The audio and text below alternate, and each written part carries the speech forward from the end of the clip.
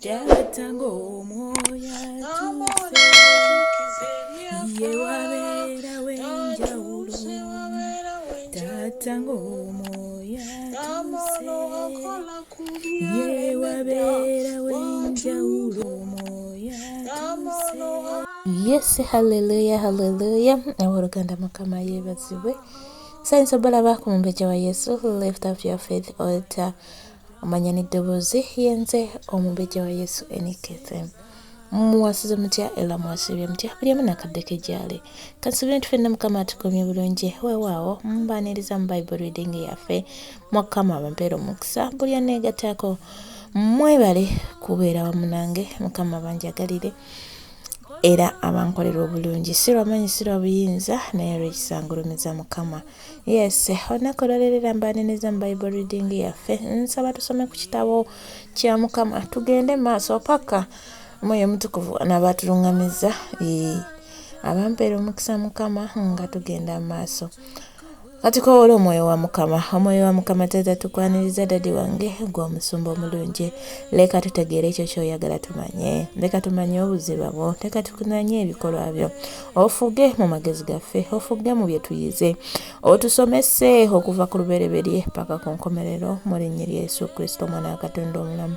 Era buli kye tusoma tukiwonga wansi w'endagaano y'omusaayi gwa Yesu tugaana emyoyo emibi egibbe bye tuyize mu linnya lya Yesu Kristo tuwonga wansi w'endagaano y'omusaayi gwa Yesu era n'ekigambo kyaffe eky'olwaleero tukiwonga n'endagaano y'omusaayi gwa Yesu. Leka omwoyo wa Mukama okulembere mu buli kye tukola. Leka okulembere mu kigambo kyaffe. Leka okulembere mu Bayibuli eno. Leka tutegeere ebyo bajjajjaffe bye baakolanga mu linnya lya Yesu Kristo Omwana wa Katonda omulamu. Weebala omwoyo wa Mukama, weebala omusumba omwoyo mutukuvu. Mwoyo mutukuvu taata tusaba okulembere mu magenda gaffe n'amada gaffe mu linnya lya Yesu Kristo Omwana wa Katonda omulamu. Amen.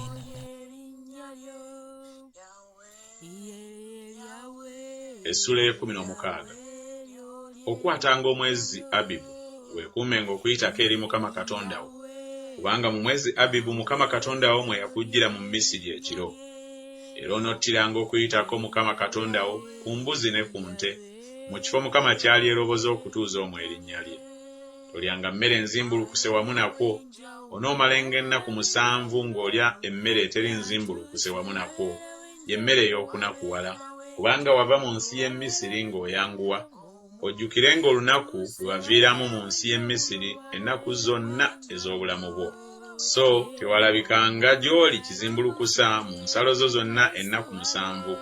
So tewasigalangawo ku nnyama gy'onottanga ku lunaku olw'olubereberye akawungeezi okusulawo okukeesa obudde.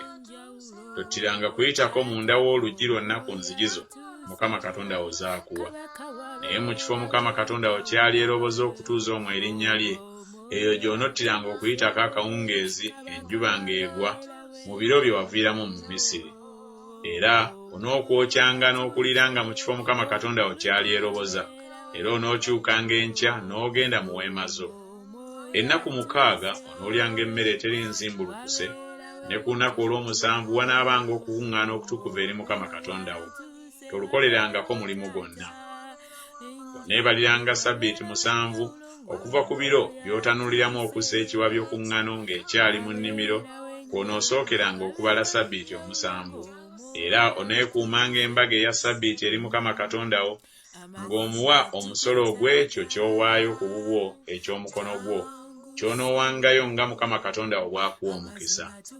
Era onoosanyukiranga mu maaso ga Mukama Katonda wo, gwe ne mutabani wo, ne muwala wo, n'omuddu wo, n'omuzaana wo, n'omuleevi ali munda w'enzigi zo, ne munnaggwanga ne mulekwa ne nnamwandu abali wakati wo, mu kifo Mukama Katonda wo kyali eroboza okutuuza omwo erinnya lye.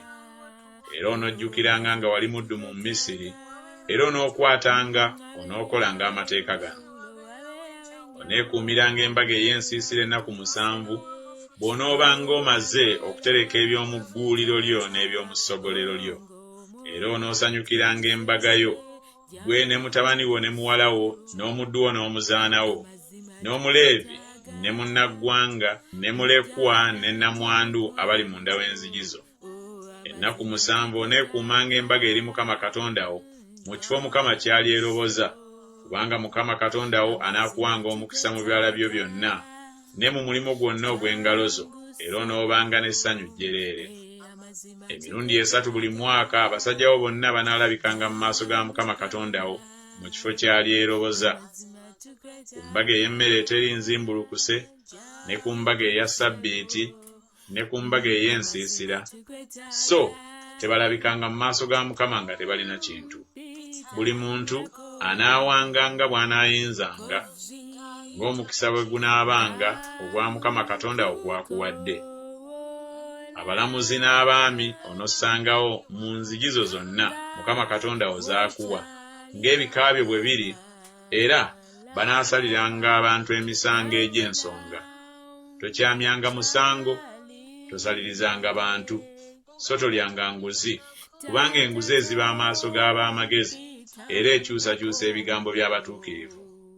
Eby'obutuukirivu ddala by'onoogobereranga, olyoke obenga omulamu, osikire ensi Mukama Katonda wo gy'akuwa. Teweesimbiranga muti gwonna okuba Asera ku mabbali g'ekyoto kya Mukama Katonda wo ky'oneekoleranga. So teweeyimiririzanga mpagi Mukama Katonda wo gy'akyawa.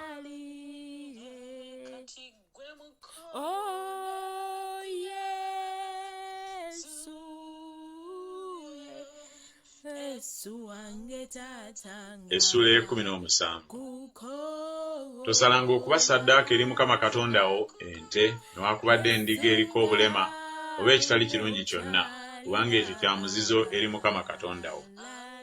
Wanaalabikanga wakati wo munda w'oluggi lwonna ku nzigizo Mukama Katonda wo z'akuwa, omusajja oba mukazi akola ekiri mu maaso ga Mukama Katonda we ekibi, ng'asobya ku ndagaano, era ng'agenze n'aweereza bakatonda abalala n'abasinza, oba njuba oba mwezi oba kujja eri omuggulu bye saalagira, ne bakubuulira era ng'okiwulidde, n'olyoka onyiikiranga okubuuliriza.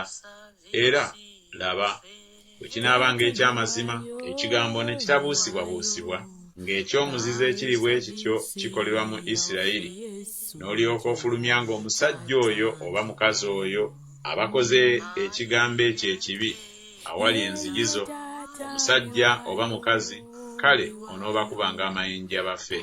Olw'akamwa k'abajulirwa 2 oba bajulirwa 3 agenda okufa bw'anattibwanga. Olw'akamwa k'omujulirwa omu tattibwanga. Omukono gw'abajulirwa bwe gunaasookanga okumubaako okumutta, omukono gw'abantu bonna ne gulyoka gumubangako. Bw'otyo bw'onojjangawo ekibi wakati wo.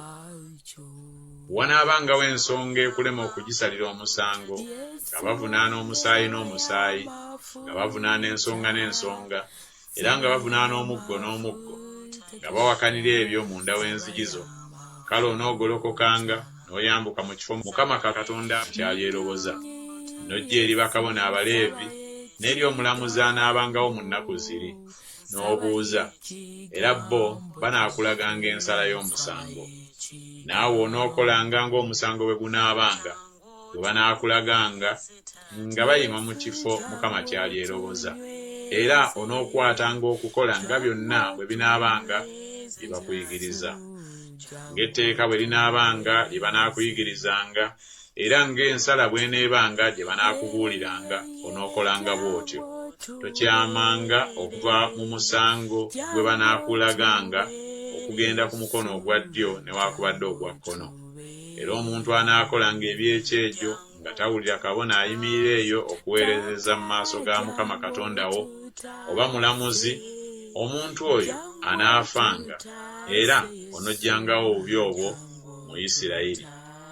Era abantu bonna banaawuliranga ne batya, ne batakola nate bya kyejo.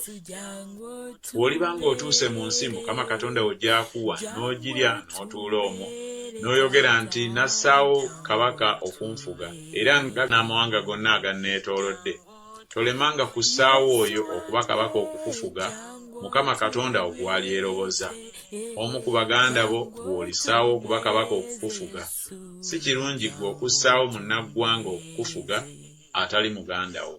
Kyokka teyeefuniranga mbalaasi nnyingi, so tazzangayo bantu mu Misiri alyoke yeefunire embalaasi ennyingi, kubanga Mukama yabagamba nti temuddangayo nate mu kkubo eryo okuva kaakano.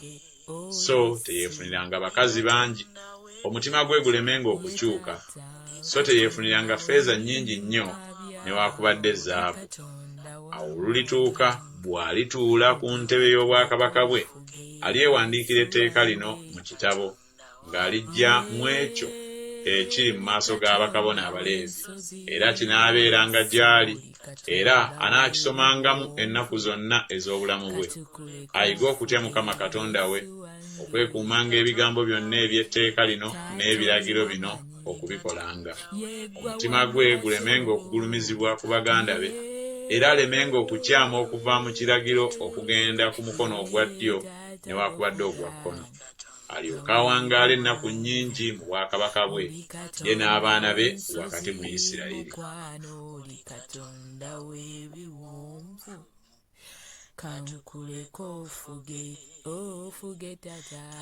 Essula 18. Bakabona Abaleevi kye kika kyonna ekya Leevi tebabanga na mugabo newaakubadde obusika awamu ne Isirayiri. Banaalyanga ebiweebwayo ebya Mukama ebikolebwa n'omuliro n'obusika bwe. So tebabanga na busika mu baganda baabwe, Mukama obusika bwabwe nga bwe yabagamba. Era lino lye linaabanga ebbanja ly'abakabona lye banaabanjanga abantu abo banaawangayo ssaddaaka, bw'eba ente oba ndiga, bawenga kabona omukono n'emba zombi ne ssebusa. Ebibereberye by'eŋŋano yo, eby'envinnyo yo n'eby'amafuta go, n'ebibereberye by'ebyoya by'endiga zo onoobimuwanga, kubanga Mukama Katonda wo yamweroboza mu bika byo byonna okuyimiriranga okuweerezanga n'erinnya lya Mukama, ye ne batabani be emirembe gyonna. Era Omuleevi bw'anaavanga mu luggi lwonna ku nzigi zo mu Isirayiri yenna mw'atuula, najja mu kifo Mukama ky'alyeroboza, emmeeme lye nga yeegombera ddala okujja, anaaweerezanga n'erinnya lya Mukama Katonda we nga baganda be bonna Abaleevi bwe bakola, abayimirira eyo mu maaso ga Mukama. Banaabanga n'emigabo egy'enkanankana okulya, obutasaako ebyo ebivudde mu kutunda obutaka bwe. Bw'olimala okutuuka mu nsi Mukama Katonda wo gy'akuwa, toyiganga kukola ng'eby'emizizo eby'amawanga gali bwe biri.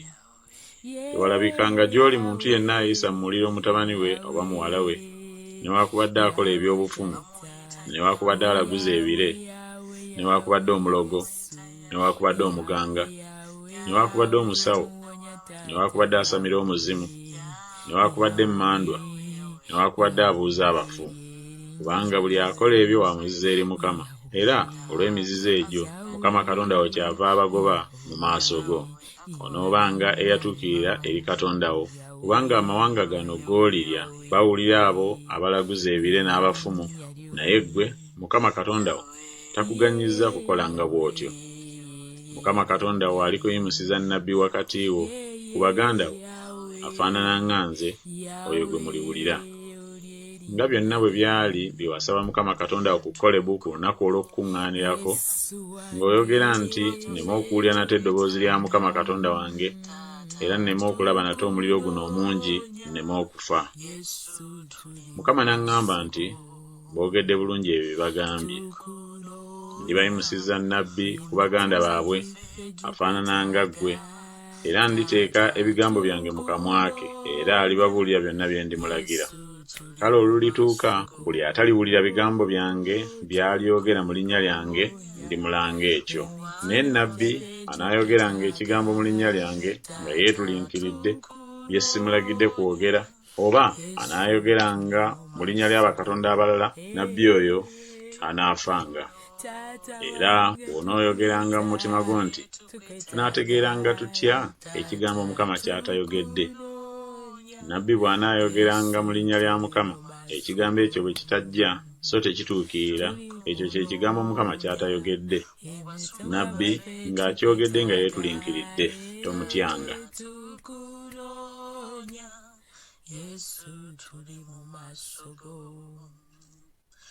Tukunonya byaffe byonna tukwetaaga, Tata tukunonya, Yesu tuli mu maaso go, tuli mu maaso go, Yesu tuli mu maaso go, tuze tukunonya, tuli mu maaso go. ndawe biwomvu kankuleko ofuge tata wange nkuyita ofuge sebo katukuleko ofuge mu